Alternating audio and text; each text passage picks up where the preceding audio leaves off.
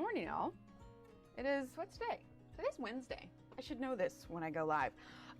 We have a bunch of updates to get to, but I know not everybody's in here yet, so I'll wait a couple minutes for everyone to show up. In the meantime, do you guys want to see, here I can flip over to this one here. Do you want to see a project? This is a personal project. It has nothing to do with the stream whatsoever, but here we go. We'll put it under here. Another item for my Lord of the Rings decor. I did a little hobbit door with a wreath. Let's see, it's kind of dark. I've been wanting to do this for a while, but like all of the things that I needed to do it were like super expensive. And then I was at Walmart and I was just like, oh wow, their moss isn't that expensive and neither is their wood circles. Like it wasn't something I could justify spending like 65 bucks on to make. But I found a much cheaper way to do it. And so I made this yesterday. The intention was to put it on our front door, but it's held together with a lot of hot glue. And oh, hey Paul, what's up, dude? And I feel like the Texas heat, it would like everything would just melt. There's not much room here, buddy. There's really not. Anyway, there's Paul there.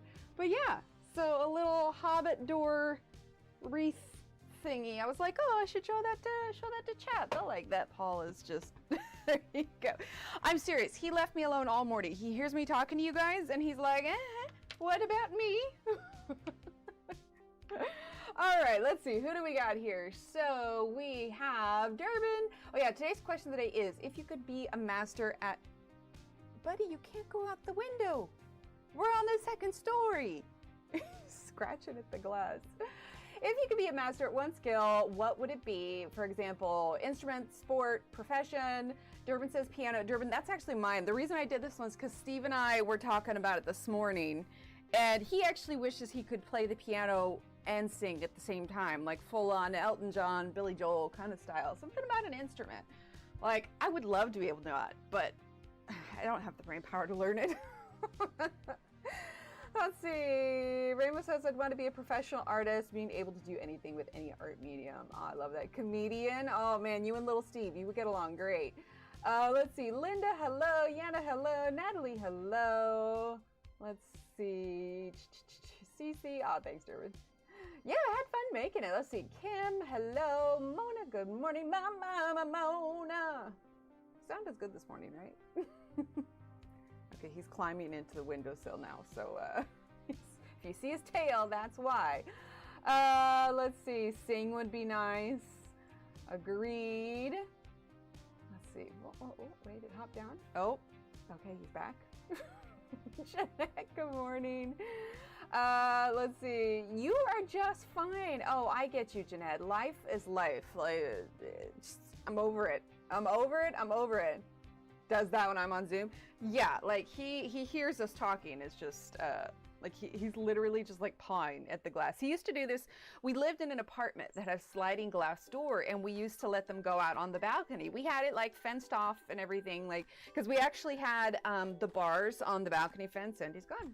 The bars on the balcony fence were really wide enough that when the kids were toddlers, like they could fit their head through. And I'm like, I don't need them taking a tumble. So we actually blocked the fence area off with chicken wire, and then we put up mosquito netting. So I never let the kids out there on their own, but I could sit out there with them with peace of mind. And so the cats would get to go out there too.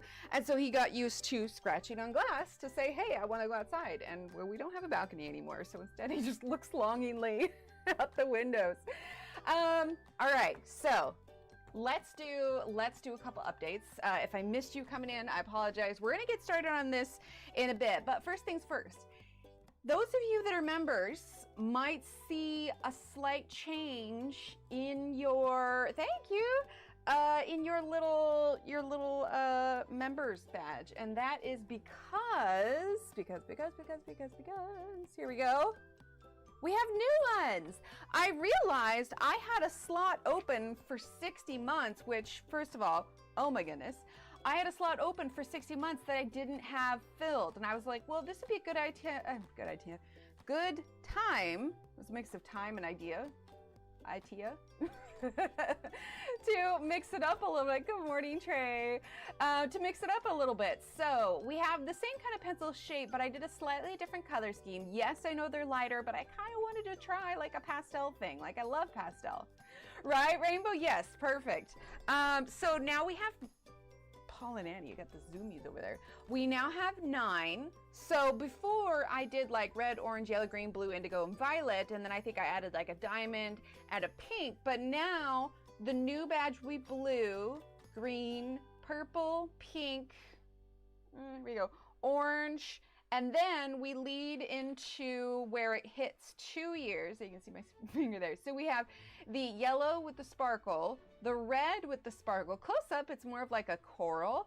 Then we have the white with a sparkle, and then we have the same blue as we have as the new one, but this one has a little bit of like a metallic shine with a sparkle. So that is 60. I don't know if they just open up slots as you have people that have like been members for a while. So right now Ev is the closest, actually. She's at 55 months, so in 5 more months maybe we'll unlock another slot, and if that's the case we'll add a new color. But yes, oh, you know, maybe we could do like gold, maybe. I don't know, I guess we're just gonna have to wait and see. Let's see, other announcements. We have some Quilt Square updates, and we have 2 new members of the finished Quilt Square Club. Here, we'll go ahead and move. Oh, wait, before we move on to that, we also have new emotes. Okay, hang on, let me get these all up here. If you remember, you can see them, but for those of you that aren't, I'm gonna pop them up so you guys can see them.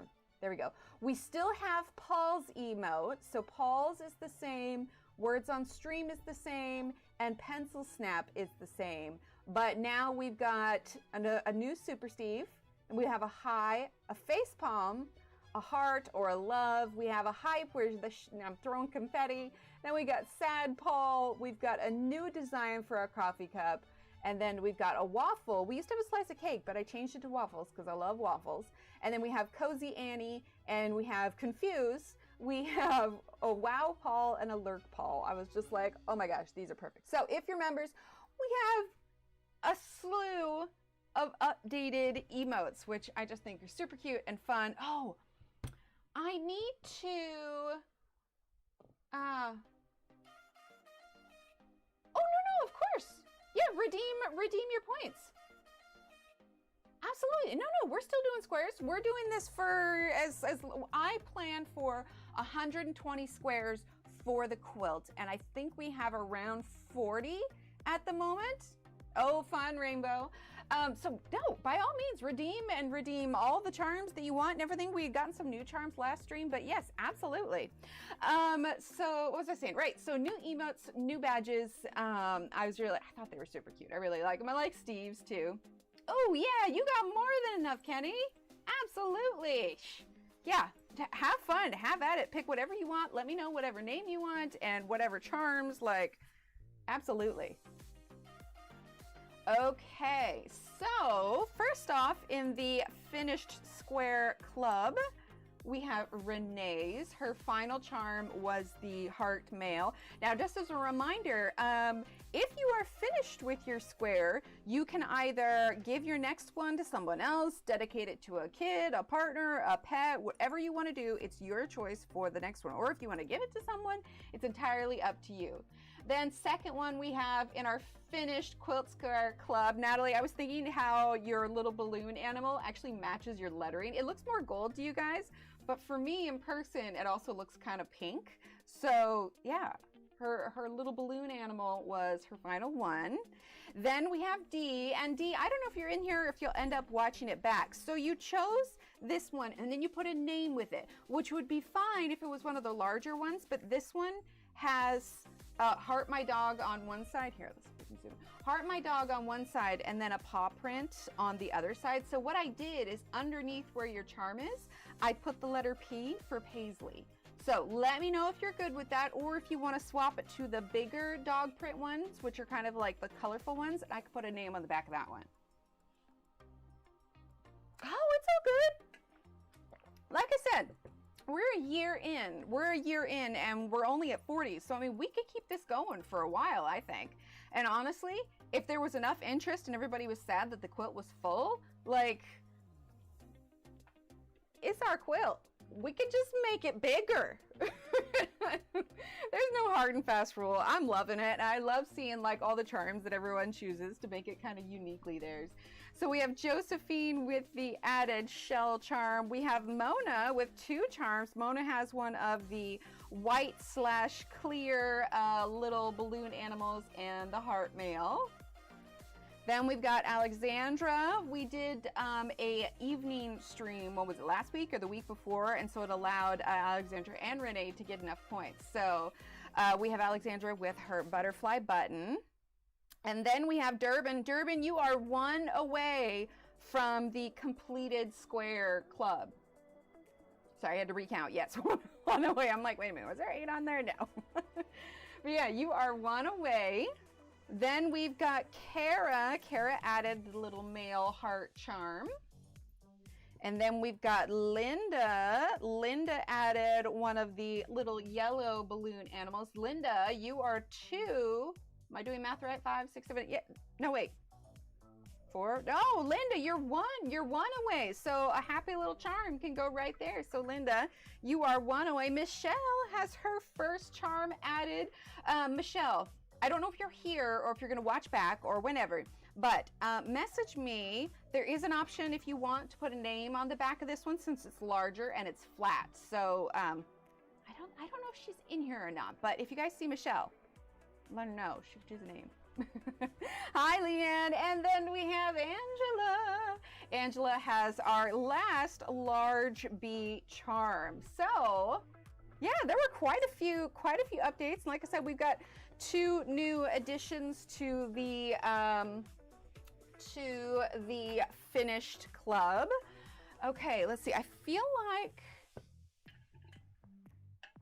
I had another announcement. That's okay. I'm just probably going to preemptively say this. No one beat me up. I had to go get an MRI. It was my yearly, like, hey, let's measure this mass thing roommate in my head and let's see if it's grown. I'll tell you the story about it a little bit, but yeah, I was stuck many a times and my vein on this one, my vein blew when they were trying to do the IV for the contrast for the MRI. It's a heck of a day on Monday, you guys. You don't really see any bruising here, but they tried to poke me 2 different places on that arm. This is where they eventually ended up putting. You can't see too much of a bruise. But yeah, in case anybody's like, what happened to you? Well, I am clumsy, yes, but yeah, that was, and you know, it wasn't even the lady's fault. Here, we'll get color in and I'll start telling you. It wasn't even the lady's fault. It was my fault entirely. Like, don't get me wrong. I'm a good patient. Like, I behaved myself. I'm not like jumping around freaking out when people are like a needle. I was actually really proud of myself because I think by the end of it, there was like 9 pokes. Okay, so we'll go into the story here in just a second. We're going to go over this real quick. So we are all caught up on the head. That was something I did off stream. I started doing the background because I wanted to give you guys an idea of what it is. We're going to finish it today. But I also wanted to make sure I had the right color. So I was mixing this morning, and I know there's a lot of colors on here, but the mixture of colors that I used was the Arteza gouache. And this is Stone Blue Noir, so basically the black. Then we have Prussian Blue. Here, we'll zoom in.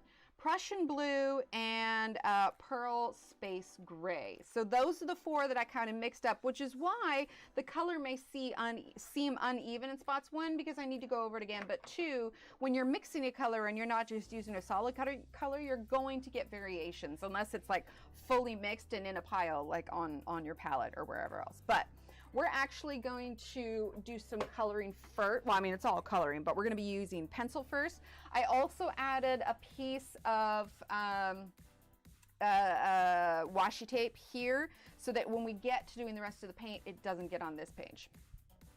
At the ER, bruise from elbow all the way to my wrist, crazy. Right, well, and this one, it's still mildly swollen as well because it started out where it was just a bruise and it was kind of like, you know how like when a kid hits their head like on the edge of like a, you know, on the wall or on the edge of a table or whatever, they get that goose egg. That's kind of what it was, because within 45 minutes to an hour of me leaving there, this had raised at least like 3 millimeters. And at first I was just like, oh my gosh, is that normal? Because she told me that she had blown a vein, and I didn't really think of it. I just thought, oh, okay, whatevs. And then I was just like, oh, so then I looked it up and I was just like, oh yeah, when they blow a vein, it swells. Just ice it and give it time. And I'm like, okay, well, as long as it's not giving me an aneurysm, I'll call it good. All right, so we're gonna shift down here. I've already done the white on this one. Let's make sure we're in focus here. I've already done the white on this one, so we're just gonna dive straight in. Obviously it's hard to see because I covered it with white, but there's some flowers here, there's some leaves, there's some kind of either large petals or there's dots on them. So we'll see. I'm thinking that we'll do red for the little tulips. So let's start with that, and then I can tell you the story, because it was interesting, to be sure. So I went and saw a certain spot in my arm. That's the only place they can draw blood from. My veins aren't very good for the years. That would do it. Well, I can jump ahead a little bit. It was entirely my fault, and here's the reasoning behind it. So I have coffee every morning. We're gonna use Hanna. I have coffee every morning. I have my 1 cup of half calf, and that's it. And I usually drink it in the morning when I'm doing all of the school runs. We leave early, and by the time I get home from taking everybody to work and school, my coffee's usually gone. And of course that would give me time to like use the restroom and everything. But because I knew I had my MRI yesterday, and I knew I was going to be laying on that MRI table. Is the music too loud, by the way? Let me know. Let's see. Oh, no, it's okay. I knew I was going to be laying on the table for like an hour, and you can't move because for the kind of scan they need to do for my head, it takes about an hour with all the pictures that they take and everything. So I limited my water intake yesterday because I was like, to be honest, guys, I didn't want to have to go use the bathroom while I was stuck on the MRI table, right? Well, that was my first mistake. But that was not even my first. That was like the main mistake, because when you drink coffee and you are, as it turns out, mildly dehydrated, I'm learning that now. Your veins are super teeny tiny, and it's really hard for them to put the IV in. So when I got there, the woman that usually does the IV is like, she was going to get me prepped for it and everything. She stuck me twice. This one bruised just a little bit, and there was another one over here, and she just couldn't. And again, might be too little too late. If you're sensitive to needles or blood or any kind of medical procedure, close your ears or change the channel, whatever you feel like doing. So she tried, and she stuck me twice, which I get my blood drawn every 3 months or so I'm kind of used to it, and like, but I do still tense up, and I catch myself kind of doing sharp inhales when I do it. Nothing that's noticeable, but I can feel it in myself, and as soon as I feel myself do that, I have to remind myself to take a step back, take a deep breath, because if you breathe short breaths like that, you're gonna hyperventilate and pass out. But because I tense up so much, I tend to get just a little bit of lightheaded anyway. So she tried to insert the IV because it was a MRI with contrast. She tried to insert the IV. She couldn't get it in. She's like, okay, well, I'm just going to let, basically it was the woman that was doing the MRI. She was going to let her do it. And in that point, I didn't realize that the issue was my veins were like so constricted. And I just thought, well, she must be having an off day or something. Like, and I've worked enough in the medical field, like, there's no point in me getting like frustrated or upset or anything. She's doing her best. Like, no one wants to stab people with needles. Well, maybe there is someone out there, but no one that I plan on interacting with likes to stab people with needles. So I was like, okay, sure, whatever. So, I wait another 30, 45 minutes because there was somebody in front of me that was getting an MRI done also. And so I go in there, and she goes ahead and just gets me set up on the table, and we do the first scan without contrast. And then the plan was she slides the bed out, I extend my arm, she does the IV, and then slides me back in, and we can just keep going. We can keep going without me, you know, having moved. I mean, in hindsight, she probably should have started at the beginning anyway, but it is what it is. If anything, this whole thing was not her fault in any way, shape, or form. So she's trying to get it in, because since the woman tried over here first, she tried to do this one. And actually this vein blew as well, but it might not have been as bad because the bruise isn't as bad. And I actually looked it up, because at the time I was just like, well, that was uncomfortable, and I didn't really know what it meant. So if you are unfamiliar what it means to blow a vein, it means that once she got it inserted into my vein to inject the contrast, the pressure was too much for the vein itself, and it either perforates through on the other side, or it just, I forget exactly how, but essentially it damages the vein and it can't get the contrast in. And for contrast specifically, she was explaining this to me, that it is really not good, like the contrast needs to stay within your veins. Like it's really not good to get it outside the veins. Apparently there's some sort of like burning effect, because she was asking me the whole time, she's like, is it burning? Are you okay? Yes, you see, it wasn't. Like they started it because she knew there was, she's like, look, I'm gonna have to dig around or like move this around, and I'm like, oh my god. But again, realizing later that it was totally my fault. Like she wasn't to blame at all. It was just literally me. Like I did all the wrong things that morning. So anyway, so she tries the arm first, and I could hear her, like bless her heart, she was trying, and she was just going, like literally she was talking to herself. She's like, come on, like she wasn't talking to me. She was like talking to the vein, going, just do your thing, man, you got this. giving my veins a pep talk. So anyway, so she blew this one, and obviously it wasn't as bad. And then she's just like, she's looking around, you know, she's rubbing her fingers on my arm, seriously, and she's like tapping it. Basically what they need is like, and of course they're standing out today, no problem, but basically she needed this to be able to see it and to have it slightly raised, because it allows her to get it in there accurately. So she knew that they had already tried on the other arm. They tried like initially here, but she couldn't quite find the vein for it. So then she's like, well, what about the upper arm? So she tries the upper arm, and well, we can see how well that turned out. Like I said, it's still kind of swollen. And so I ended up needing to get out of the MRI machine. I'm like, okay, I had this with me, which is like 24 ounces. I was like, look, I've got, and she was struggling because she had another patient that she needed to scan and everything. And so I was like, would it help if I just, right? Oh my gosh, Condi, the best phlebotomist I ever had was in the ER. She did it on the top of my hand, and I didn't feel a thing. Hi, Christine. At that point in time, I was in the ER, and I knew I was going to be checked in for another issue. And I was just like, can you just come with me? Like, you're lovely.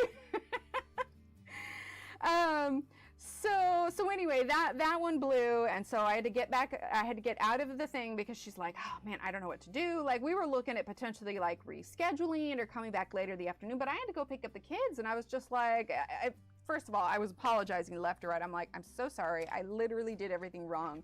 I should have known better. Like it was clearly, she was trying her best. She wasn't upset by any means. I just felt bad that like I could have made better decisions to get better prepared for this and make it easier on everyone. So we got up, she's talking with her coworker, we're trying to figure out what to do, and in the meantime, right, yeah, I don't, wait for the MRI, like being in there, or for an IV? You know, she's discussing with a coworker, trying to figure out, you know, the plan and what to do, and in the meantime, I'm chugging this, like 20 ounces. I got it down in a couple minutes. And for whatever reason, by standing up out of there, getting the blood flowing and chugging 20 ounces of water all at once, it got my vein to where it needed to be. And that's when she inserted in this one, and we were able to get it done. But here's the kicker. In the midst of all that, she had been talking to me, and because I had earplugs in my ears for the MRI, because if you haven't had an MRI before, those machines can get really loud. Sometimes they play music. I haven't ever had one that played music, but they do give you earplugs. So the first time around, I had earplugs, but when I was just talking to her and we were discussing like, well, what can we do about this? I had taken the earplugs out of my ears so I could hear what she was saying. So, you know, we finally get the IV in, like, we're already running late. I know she's got patients waiting. So I just go get back in. And it wasn't until I got back in and was in the tube already situated that I was like, oh crap, I forgot to put the earplugs back in. Hubby is really scared and he tells nurses, you get one chance to get it right, then I'm going to turn and poke you, and then you can have a second chance. Back at the ER nurse. That's hilarious. Oh, an open MRI. They do that? That's interesting. Hi, MJ. Yeah, because that's one of the questions they ask you, like, oh, are you claustrophobic? And of course, I've had a couple MRIs now, so I knew what to expect. Hence the limiting water intake, because I knew I was going to be in there for an hour. Anyway, so I was just like, okay, cool. We got it in. I'm going to go hop in. We're going to get this done. And when I got back in, I realized I didn't put my eardrum or my earplugs back in. And I just really, I didn't want to be a bother at this point. Like, I hate being a bother, like, altogether. But I was just like, we got it in. I don't want to, you know, chance making it, I don't know. I don't know what my thought process was, but it was literally of, it's fine. I'll be fine. We'll just do the MRI without the earplugs. Now, my ears might have been semi kind of plugged because it was so loud afterwards, but it wore off and I was fine. It was my own stupidity. Because I told her afterwards that I had forgotten the earplugs. She's like, oh my God, you should have told me. So I was just like, well, sorry, we were running late and we needed to get done. I was just trying to be accommodating. Anyway, so I didn't say anything and we did the MRI, and yeah, MRIs without earplugs are rather noisy, which, by the way, why are they so noisy? Like, I get it, the scanner on my, printer does its thing, but it's 2025. Haven't they made MRI machines that don't, sound like you're in an unbalanced load and the washer's like, it's like, really? Really? Like, what, is there a robot back there? Well, it is a robot, essentially, taking pictures, but still, I was just like, this is ridiculous. So loud. Anyway, so they got it done and I got out of there and everything, but I was just like, I was tired. I was out of water, and honestly, like, I was just kind of emotional. Microphone? Well, I got it on. Is it too loud? I mean, I was just going do. Ooh, that froze. Why did that freeze? Can you guys still hear me? It's so loud. Oh my gosh. Okay. But also, why is my camera froze? Hang on. I can hear you. Okay. I'm assuming it's okay. It is froze on your guys' end. Okay. I'm just gonna see if I can turn this off, turn it on again. Okay, hold on.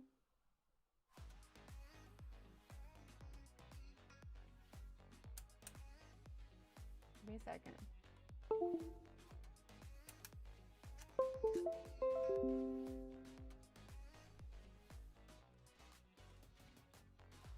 Give me 1 second.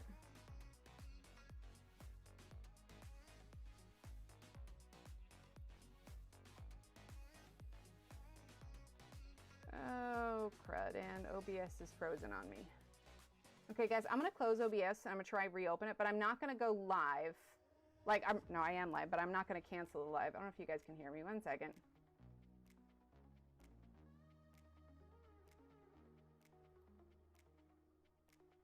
Okay. And you can't even hear the sound anymore.